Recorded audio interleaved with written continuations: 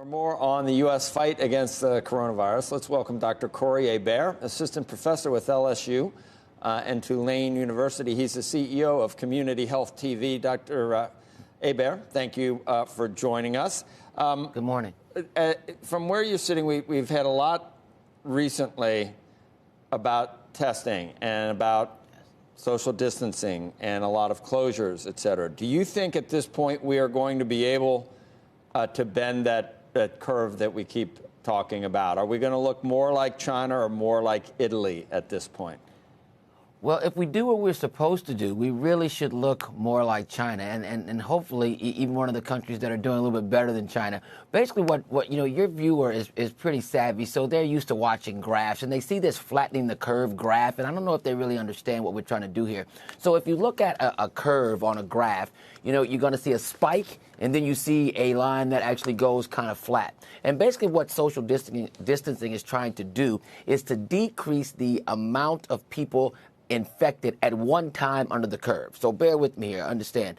What's going to happen is if you had 150,000 people, that's the spike that would be infected. That's the spike. What we're trying to do is instead of having 150,000 people sick at one time, which would overburden the medical system, we'd rather have 10 people sick, or 10,000 people sick rather, over a longer amount of time. So 15 days. Making sense? So we don't overburden the system that is already overburdened. So at the same amount of area under that curve, whether it's flat or it's spiked, still 150,000 people, but we want them to be very stratified as opposed to at one time. And that's what social distancing does. Social distancing makes it so that everybody will be exposed, who will get exposed over a longer period of time as opposed to one moment in time. And so that makes the system able to handle that capacity. We understand that. One of our great fears, again and again, has been that we're unable to really affect the same type of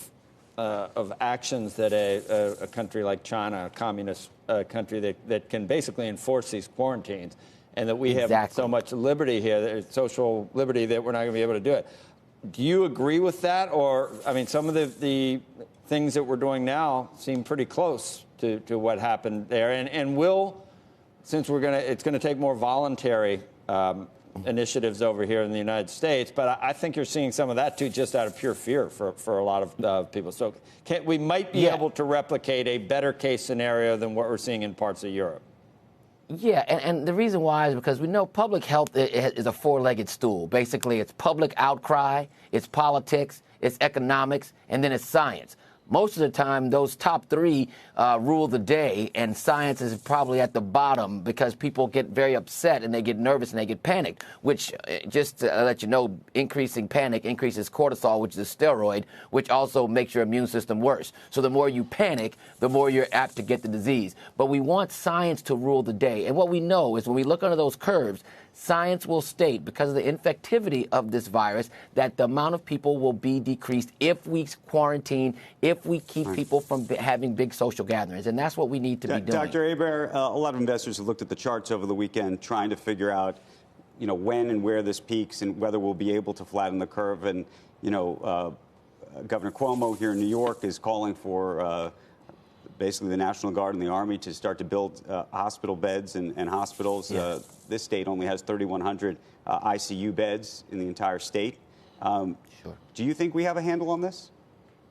I do. I think it's probably going to get worse as far as what the public thinks and the infectivity of the population, because the testing is going to be readily available now after, way too long. We don't have to go there. But the point is that I think that this is going to, as the cases go up, people will start to feel comfortable that the cases are going to go up. And that's what I want people to understand. As the tests come, the test will be positive because we're only testing really people that have been exposed at this point. The testing numbers will go up and people will start to feel like, okay, my cousin was exposed, my cousin has it, my girlfriend has it, everybody has it, but nobody's really getting really sick. Because we have to remember that, about 50% of people won't even have a symptom when they have a positive test. But Dr. Hebert, we keep hearing about, and there are some idiosyncratic cases. Jim Stewart, who's a friend of this show, put out a tweet last night about a friend of his, I believe in Spain, who's 40 years old, who's in a coma. So I'm just trying to understand how you see this without an underlying condition, by the way. how you see Right. this playing itself out. And again, I don't mean to panic people, but I think people are trying to Oh, no. understand really what this means from a medical perspective. Right. So what I want people to understand is that when we have this, my friend had this, my friend had that, you know, as a physician, we can't look at things like my friend had this and my friend had that. We have to look at how many global deaths are there. Less than 10,000 global deaths. There's almost 1.5 billion people in China.